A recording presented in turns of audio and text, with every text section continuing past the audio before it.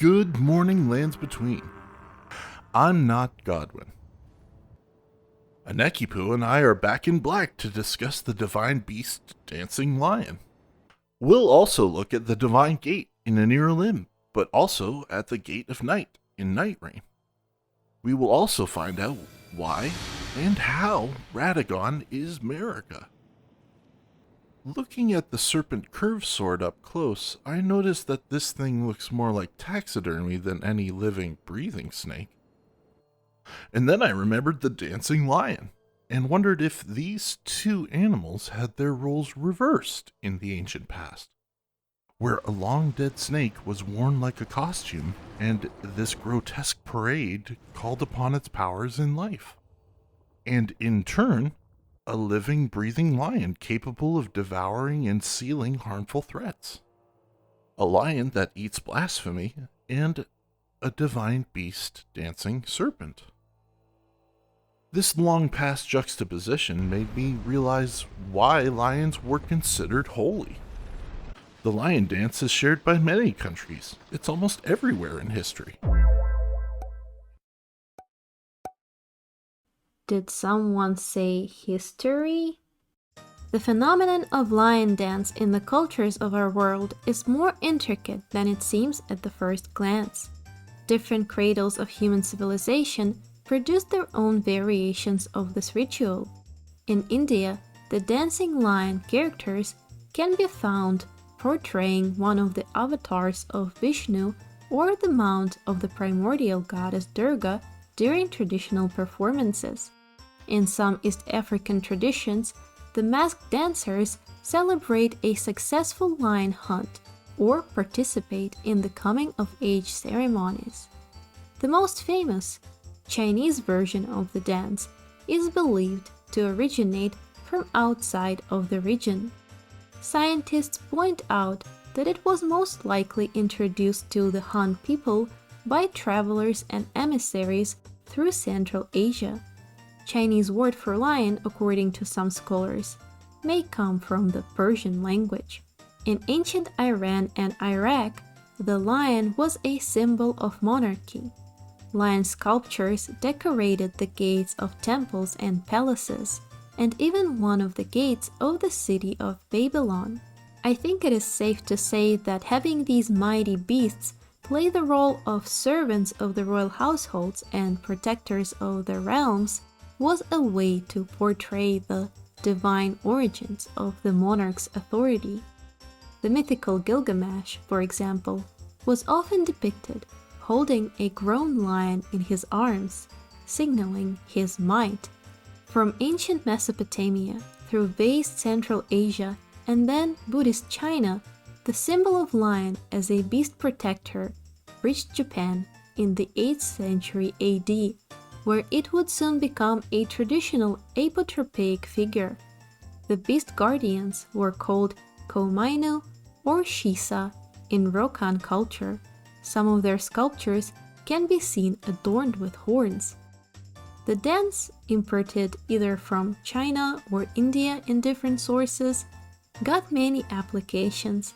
In Buddhist temples, it was a part of celebrations and festivals. In Shinto, it became a part of the ceremonial processions. In traditional theater, a character featured in many performances. One thing that cannot be doubted is that the lions of stone and the dancing ones are protectors of the divine. The temples and monasteries, or the royal families. In Elden Ring, the dancing lion protects the holiest of places, the birthplace of the gods. Thank you, Annekkipu. Yo, is that Chica? As you can see, lions are a cultural foundation to some of the oldest nations on Earth.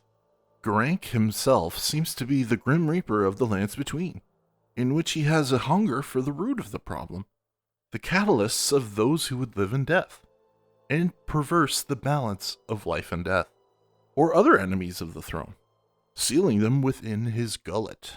Maliketh, being the half-brother of Marika, may hint at his nature as a psychopomp, a shepherd of the dead. That'll do, pig. Death. That'll do. In earlier versions of the game, Maliketh was called Sarash and had golden hair instead of white. The second divine lion we encounter has Deathblight breath and is able to summon basilisks. Perhaps this addition to his bag of tricks is a reflection of his diet. This may be a hidden political statement on the addition or subtraction of deathroot and destined death. If only we knew which dancing lion is the older out of the two. I'd love your thoughts on the matter. If you're thinking this guy's unreal, just imagine how I must feel. Just imagine how I must feel. Human beings, what a meal. Roll back the rock to the dawn of time and sing this song with me. Maiakids are the ancient ancestors of both lion and wolf, like a killer dinosaur ferret. When we take a look at Maliketh's unarmored body, shout out to Hardcore Monster Fans video, link in the video description, it describes him pretty well. Maliketh in Gurranq is a lion that eats blasphemy. Mobile fighting hells for those who had spurned the grace of gold. Network execs with naked ambitions. Next week on Fox, watch lions eat Christians. Way back before I came to this realization, I was constantly wondering, what's up with the dancing lion? Why is it the closest thing to fighting Godwin? What is divine invocation? Why can't we see its effects? I started to realize the identities of these divinities we are invoking, and what happens to magic and incantations that have no demigod to champion them. Ranni and the Snowy Crone, the Storm Lord, caw, and the God of Yellow Lightning and the Prince of Death, Godwin and his corpse. All of them were champions of their respective elements in spooky magic. And all of them are technically dead in some manner or another, and so divine invocation is simply recycling these elements who roam without leash or guidance. Which leads me to the divine gate itself.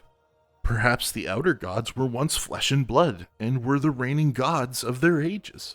And Miquella can only become a full-blown god by being possessed by another god who used compassion and light as a weapon. Maybe Miranda was the grandmother that Marika prays to. If this divine gate is tied to ancestor worship, perhaps the pieces we are all struggling with can come into full focus. How Gowry and Shabriri can possess people and any old bug. Why Wilder, Rakshasa, Okina, and Ensha seem to all be armor sets instead of flesh and blood people. As if the clothes make the man. I believe this is what gives demigods their status. And in order to achieve true godhood, a worshipped ancestor must fill that other half.